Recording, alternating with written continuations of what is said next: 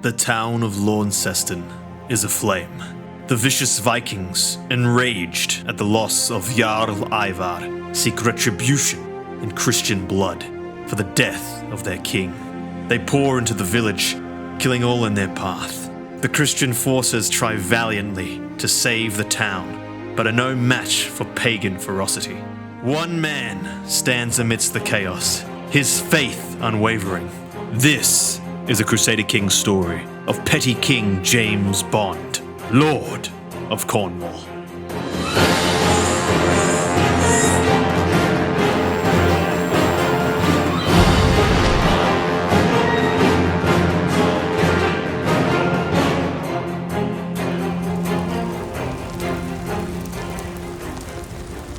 The rain continued to pour down upon the muddy streets of Launceston, as the local homes of the villagers burned bright all about.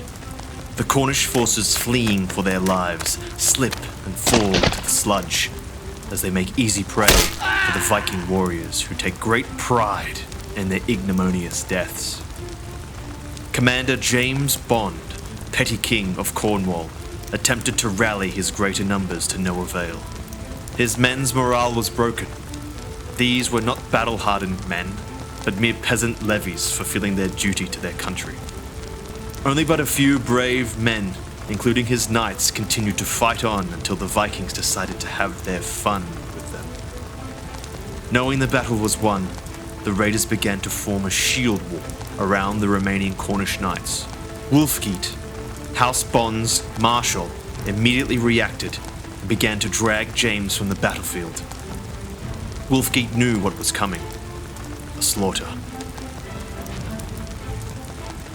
Marchel, the Baron of Tintagel, Verfine, and one other knight, Manrique, pushed hard into the Viking shield wall, not noticing as Wulfgeat had already taken James from the field of battle, and into the safety of some bushes just outside of town. The three knights were left alone against the Viking champions. The Vikings' pace slowed, and they all as one moved towards the knights menacingly, encircling them and creating a ring. With the Cornish soldiers in full retreat, there was nothing James could do but watch. The Vikings started to chant and clang their shields and swords together. Sturla! Sturla! Sturla! The mob cried, as though if summoning a god. Out of the line stepped forth a large Viking man, covered in strange armor and clad in furs, wielding a giant Dane axe. He taunted and gestured lewdly towards the three knights trapped in the Viking killbox. Verfine, confident in his physical gifts and without fear, charged first at Sturla, the Viking Hulk. With one swing of his axe, Sturla cleaved Verfine's neck in two. Verfine, falling to his knees, was caught by Sturla, who then tore his head off to the dismay of Baron Marchel, who immediately started to run back towards his Cornish allies. The Vikings laughed, and all beat him as he desperately forced his way back through the shield wall. Sturla, still holding the head of Verfine, took a few quick steps and threw the head over the shield wall, landing a few paces from the fleeing Baron Marchel. Marchel slipped and fell in the mud at the sight of the severed head. He screamed. Seeing this, James gave out a battle cry once more and charged back in with his loyal retainer. But as they were closing in on the Viking shield wall, Manrique, the third Cornish knight trapped inside the killbox, came flying over the shield wall, his head torn asunder. The battle cries stopped. James, seething with anger at the loss, finally seeing reason, called the retreat of his last few forces. The Battle of Launceston was over. The Vikings had won. With Launceston in flames, and the bulk of James' troops fleeing into the countryside, the raiders had no resistance when they marched into the barony of Tintagel, plundering it for whatever riches it contained. James could do nothing but hope that they would have their fill and leave before making their way to the capital of Exeter. And that they did, as the scouts soon reported the raiders leaving whence they came. James felt relieved that they were finally gone, but also a deep sorrow knowing how many lives of his people were lost to such barbarism. Many months soon passed, and the mood in the land was still quite grim. James especially had taken it quite hard. He had managed to do major damage to the Northman leadership, but at what cost? He had only killed one man, while he had lost hundreds of good countrymen. Andelienta, a lady in the court, was one of those women who had lost much in the raid. She was the wife to the brave fallen knight, Verfine.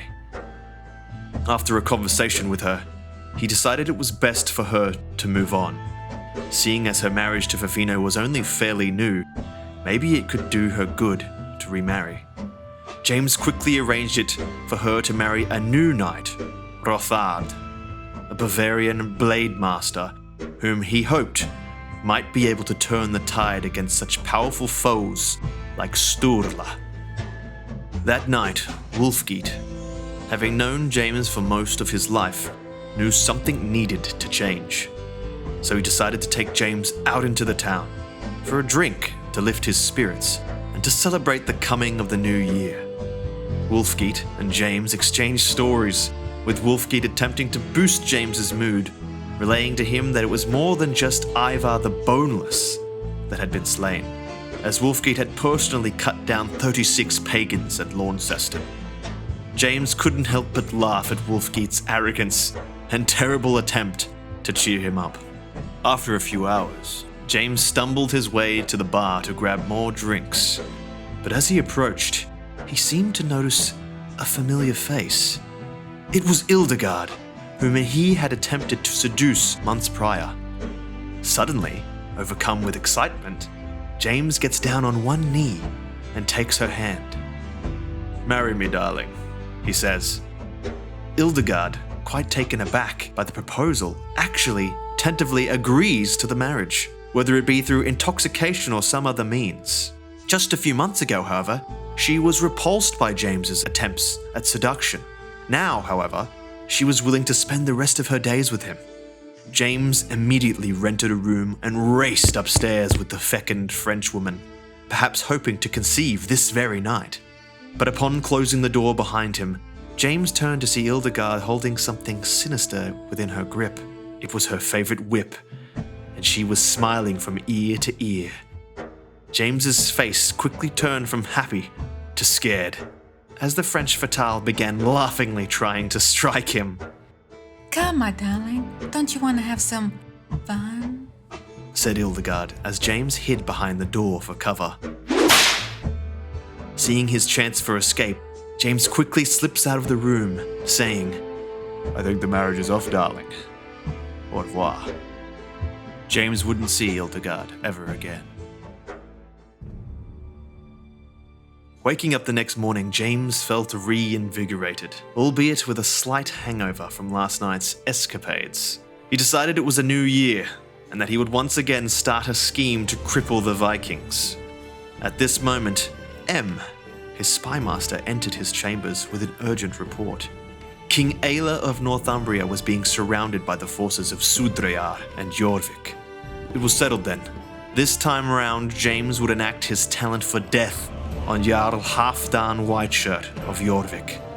Perhaps, if he could eliminate him, King Aela might just be able to get out of this war alive. He immediately set up preparations to go north once more and use his God-given license to kill.